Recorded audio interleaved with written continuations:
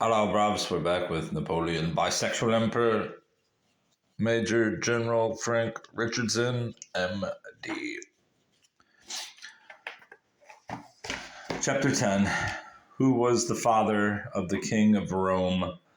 The King of Rome, Napoleon II, or the Duke of Reichstadt, affectionately known as l'Aiglon, was officially accepted as Napoleon's son and heir. It is hard to know where to start in relating the doubts which surrounded the paternity of the child, whose birth was hailed with such joy by the French people, to whom an heir for the emperor seemed to promise some hope of peace and stability.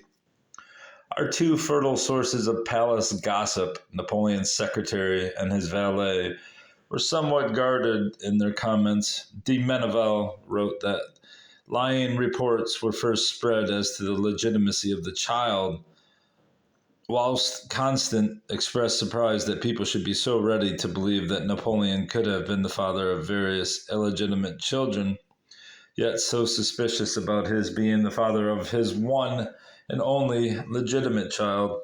Biographies and history books abound in allusions to the doubts about who was the real father of this child.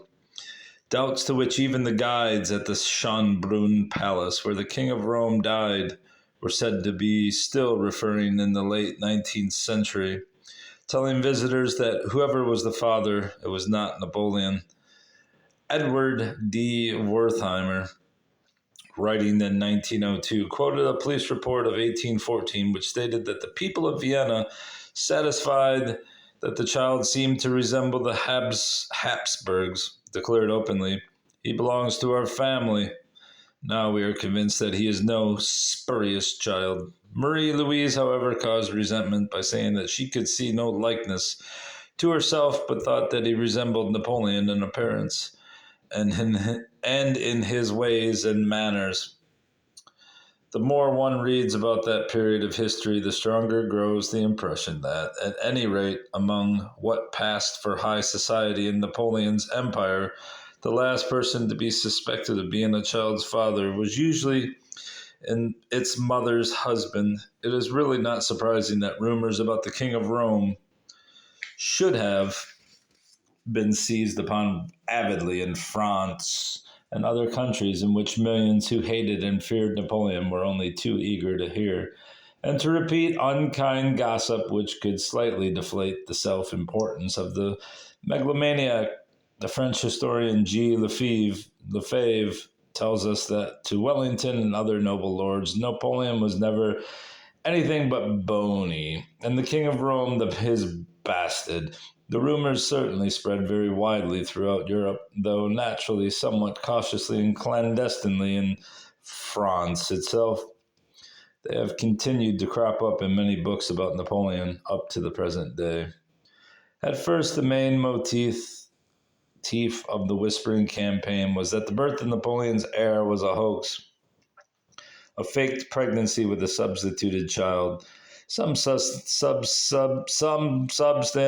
was lent to this theory by the discovery of a dead newborn infant in the palace on the 21st April 1811, a month after the birth of the King of Rome.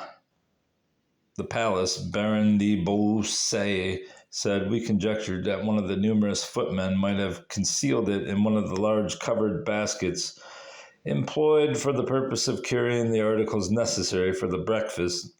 So the baby was buried, and the incident dismissed as one of those things which were apt to happen in palaces, though it must have aroused some suspicions."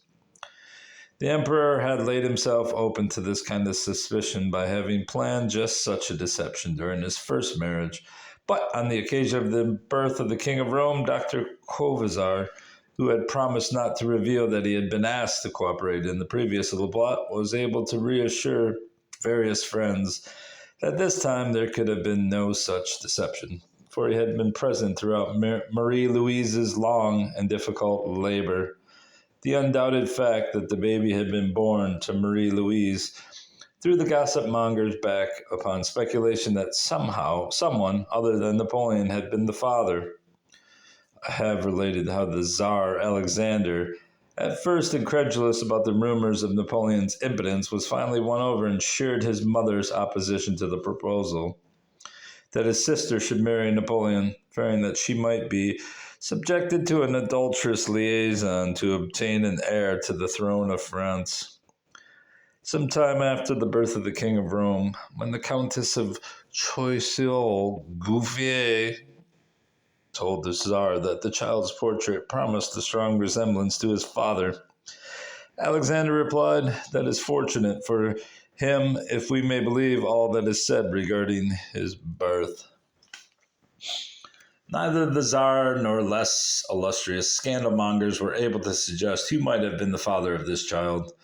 If it was not Napoleon, a pretty obvious candidate was an Austrian general, Chateaubriand, called the man who dared to lay his eggs in the eagle's nest.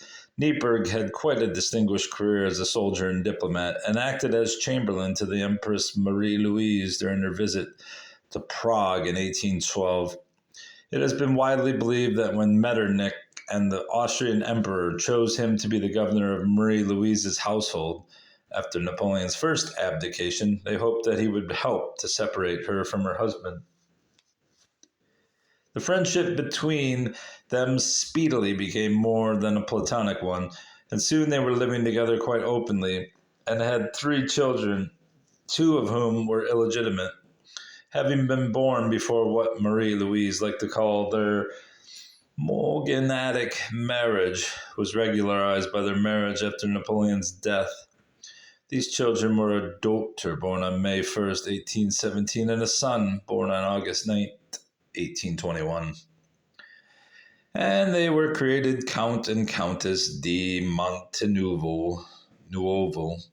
This was apparently a play on words, being an Italian version of Newburgh, which sounds like Neipperg. If Wellington was correctly informed that Marie-Louise was with child by Neipperg at the time of Waterloo, this must have been one of the several of her pregnancies which are known to have ended in miscarriages. The obstetricians at the time of the birth of the King of Rome had told her that she would be unable to have any more children, but Neipperg eventually proved them to have been wrong. When he was appointed to be governor of Marie-Louise's household, Neipperg said to the woman who was then his mistress, "Before 6 months are over, I shall be her lover, and not long afterwards her husband." His portrait, reproduced in this book, showing a gay cavalier with one eye covered by a black patch, is that of a man who looks as if he could be relied upon to fulfill such a boast. That's it. No, there he is. There he is, bruv. The Count of Neipperg. Appearances can be deceptive, but in his case,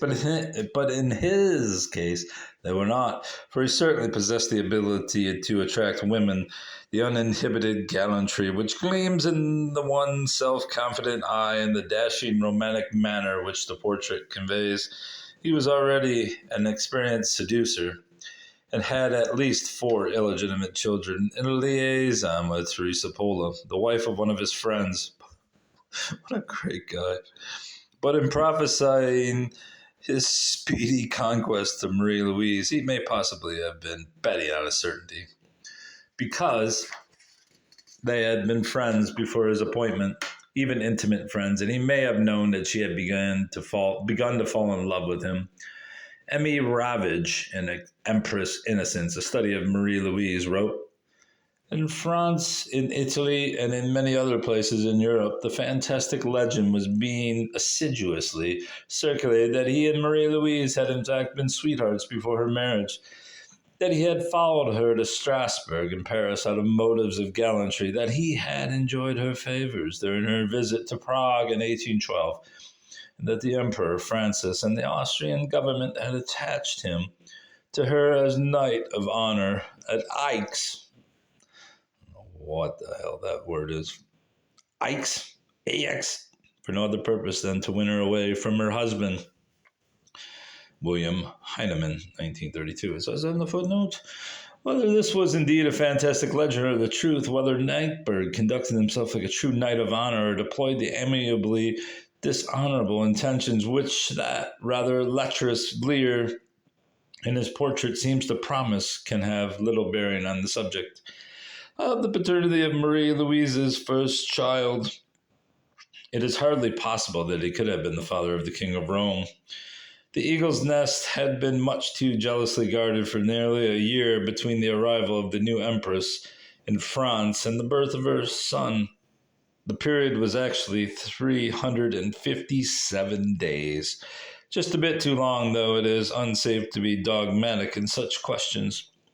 Professor Glaister, a leading medico-legal expert, concluded that a 354-day pregnancy is not impossible, but the evidence is all against Neatberg having been the father.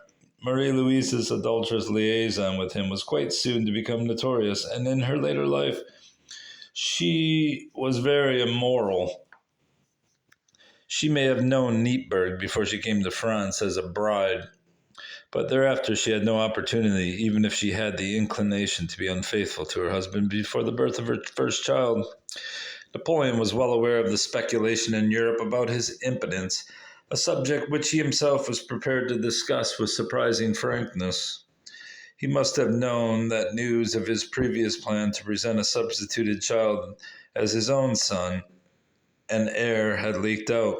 He was determined that no shadow of doubt or suspicion should fall upon any child of his second marriage, and from the moment of her arrival in France, Marie Louise was surrounded by a highly organized system of espionage. She was even spied upon for a considerable time after the birth of the child, which was witnessed by an imposing array of doctors and officials. As befitted her rank, she was permanently attended by numerous ladies in waiting, and during every hour of the 24 was watched or guarded by her own court and by functionaries of every description.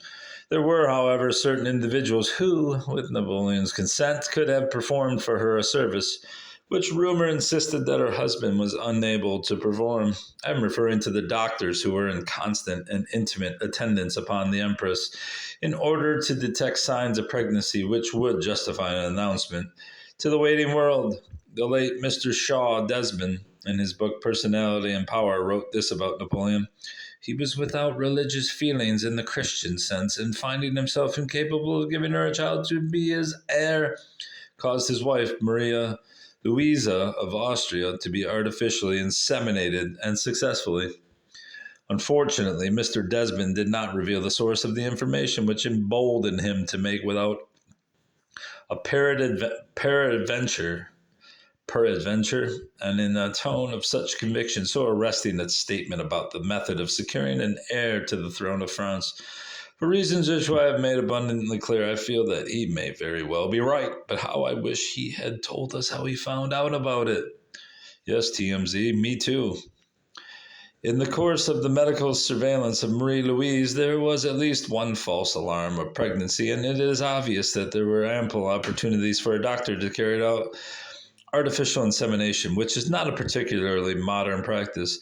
A form of artificial insemination was carried out as long ago as the middle of the 16th century, and not long before the marriage of Marie Louise and Napoleon. The great Scottish surgeon John Hunter had successfully carried out the procedure. Kind of interested to see how that took place. It is true that a French specialist had adopted a skeptical attitude towards Hunter's claim and had said cynically that if he were the husband, he would wish to be informed what kind of syringe John Hunter had used. Pardon. But can it be doubted that Napoleon, who was intensely interested in science and in sexual matters in particular, might have known about the possibility, and had he wished it to be tried without having easily overcome any doubts or hesitations on the part of his doctors? If confirmation of Mr. Desmond's categorical assertion is to be found anywhere, it is presumably in secret state papers, and it would have been in keeping with Napoleon's character if he had left a personal record about this and other aspects of his private life. His own life had a peculiar fascination for him, and he had little reserve or modesty about the most personal matters. Count Horace de Ville-Castel, in his memoirs, told of the intended publication of a manuscript entirely in the handwriting of Napoleon, entitled My Private Life, which was suppressed by Napoleon III. This might have supplied the answers to some of the intriguing questions posed by Napoleon's sex life. Many of those who had questioned the emperor's ability to father a child and who had suspected some sort of trickery about the birth of the King of Rome, despite the elaborate precautions taken to eliminate any possible doubt, eventually allowed their suspicions to be allayed by two arguments: the evident love which the emperor felt for the child and its alleged resemblance to him. However passionate the emperor's devotion to the child, this can hardly be claimed as very strong evidence of paternity. After all, he was devotedly fond of the first son of Hortense and Louis. Is it Louis? Louis, whom he intended to adopt as his heir, and he was utterly grief-stricken at the boy's death. To have an heir meant everything to him. A marked resemblance of the King of Rome to Napoleon could be accepted as strong evidence, if indeed it really existed, about which there is not complete unanimity. The distinguished authority, Frederick Masson, enumerated many features in which the King of Rome did not in the least resemble Napoleon, and he considered that he looked a typical Austrian prince. Though perhaps in his earliest years he seemed to look a little like Napoleon, which was not perhaps very difficult, as Napoleon's face in middle life was plump and rather baby-like. Many contemporary observers thought that the child looked a typical Habsburg. Is that the people with the big chin? Any likeness to Napoleon which existed was of course seized upon by court painters, such as Isabey, and in any miniatures intended for France, what Masson called a vaguely Napoleonic appearance is to be seen. L'aspect reste vaguement Napoleonien. Let's take a look at the pictures before we move on. Napoleon, the Duke of Reichstadt, as an Austrian officer. The Count de Neipperg. Pauline Bonaparte, from an engraving by Madame Fournier. Hortense Beauharnais. Masson drew attention to Napoleon's reluctance at first to allow anyone except courtiers and officials to see the child. He kept his wife and son immured from all outside contacts, as if waiting to see if any family likeness would show itself. Surely, however, he need not have worried. In view of the elaborate precautions he had taken, even if Mr. Shaw Desmond's statements about artificial insemination is the true story. In that procedure, there are two possibilities, referred to as AIH or AID, according to whether the husband or an unnamed donor is involved as the father. If the assumption is justified that Napoleon, as a case of pituitary eunuchoidism, was incapable of being a father, he would presumably have chosen one of his brothers for that honor. The strong likeness between the Bonaparte brothers is very noticeable in all the family portraits. Despite the odd streak of cruelty in Napoleon's relations with children, which as I have shown manifested itself even towards his own baby son, he certainly does seem to have loved the child more genuinely than its mother did. Marie-Louise was incapable of tender love for her first child, never took him in her arms, and disliked kissing him. In fact, she said that she could not understand how anyone could kiss a child. And on one occasion, when Napoleon had seen her wiping her cheek after he had kissed her, and asked if he disgusted her, she replied, "No, I do the same when the King of Rome kisses me. It is just a habit of mine." Not unnaturally, the emperor seemed dissatisfied with this cold and stilted answer. When her family life with Napoleon had come to an end and she was living with Neipperg, she starved her son of love, left him with his grandfather in Austria, and hardly ever allowed him to visit her, although doing so gave him obvious pleasure. She could find room in her heart only for her lover Neipperg. When Napoleon's faithful secretary de Meneval, unsuccessful in his attempts to persuade her to return to her husband, left her to return to France, he went to say goodbye to the 4-year-old King of Rome. The child's last message to his father in a whisper was, "Monsieur Miva, tell him that I always love him well." When at last he learned of the life of his mother was living and about her illegitimate children, he said sadly, "She was not the wife my father deserved." Marie Louise refused to visit her son until he was within a few weeks of his death at the age of 21. And already speechless from tuberculosis laryngitis, it has been all too justly said of her that she was neither wife nor mother. I was going to stop here because this is a rather short chapter, or middling chapter of middling lengths, but I think I will read to page 196 just so tomorrow, when I'm going to be short of time, I will not have to read much. She did at first try her best to be a dutiful wife to Napoleon, but even so, she was never to him the possessive wife which she became in her subsequent marriages. Before her adulterous union with Neipperg was legalized by marriage, after Napoleon's death, he had made some fairly determined attempts to escape from her and resume his military or diplomatic career, but she put a stop to that and seems to have become really deeply devoted to her general. Her profound grief at his death did not, however, last long, although it was not for 5 years that she decided to marry again. Her choice fell on Neipperg's first permanent successor as Grand Master of her court of Parma, Count Charles de Bombelis. He is said to have been amazed by her proposals, and to have made it plain that he had never thought of taking over anything more than Neipperg's official duties. But she persuaded him that the post carried more intimate obligations and that their marriage was essential to her happiness. So he yielded, and they were married only 6 months after his arrival in Parma, the Grand Duchy awarded to her by the powers after Napoleon's defeat and exile. Compared with the wonderfully rakish appearance of Neipperg, with one roving eye gleaming roguishly from below the black bandage, de Bombelis's portrait shows a dull-looking fellow. Little is known of their marriage, which Marie Louise may have desired as a cloak for her amorous conduct, for which nymphomania is not an excessive verdict in the light of André Castellot's disclosures in his book, Napoleon's Son. He writes that her sex life had become more dissolute than ever, that two men were kept fully occupied in attending to their sovereign's wants, and that Baron Marshal stated that a sentry had to be stationed at her door to bar the way to her over-numerous lovers, until the sentry was found in her bed. During her third marriage, she had a notorious affair with the tenor, Jules Lecomte, who wrote enthusiastically, "I am Napoleon's successor. I sang to Marie Louise, and she kept me to supper, which lasted all night. When I awoke in the morning, I fancied myself the emperor. A less starry-eyed philanderer might have detected something less than imperial, even a trifle vulgar, in the much too merry Madame Bombelis.